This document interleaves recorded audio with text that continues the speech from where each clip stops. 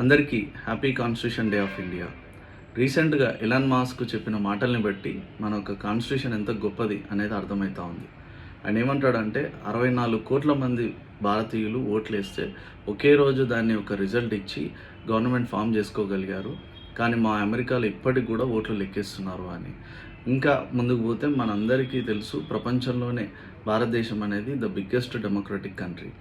చాలా యాక్చువల్గా మన కాన్స్టిట్యూషన్ అనేది డ్రాఫ్ట్ కావడానికి, అడాప్ట్ కావడానికి 2 సంవత్సరాల 11 నెలల 17 రోజులు పట్టింది.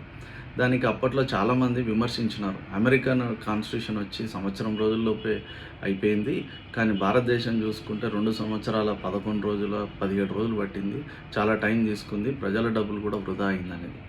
వాస్తవానికి ఎంతో చర్చలు, ఎఫెక్టివ్గా ప్రొడక్టివ్ చర్చలు జరిపి 2400 అమెండ్మెంట్స్ చిల్లర చేశారు. కాబట్టే ఈ కాన్స్టిట్యూషన్ అనేది ఈరోజు ప్రపంచం అన్నిటికీ కూడా ఒక ఎగ్జాంపుల్గా మన వైపు చూస్తున్నారు. దీనికి అన్ని రకాలుగా కృషి చేసి ఫాదర్ ఆఫ్ ది కాన్స్టిట్యూషన్ అనిపించుకున్న డ్రాఫ్టింగ్ కమిటీ చైర్మన్ అయిన డాక్టర్ బిఆర్ అంబేద్కర్ గారిని ఈ యొక్క కాన్స్టిట్యూషన్ డే రోజు మనందరం తలుచుకోవాల్సిన అవసరం ఉంది. జై కర్నూల్, జై కేపీఎస్.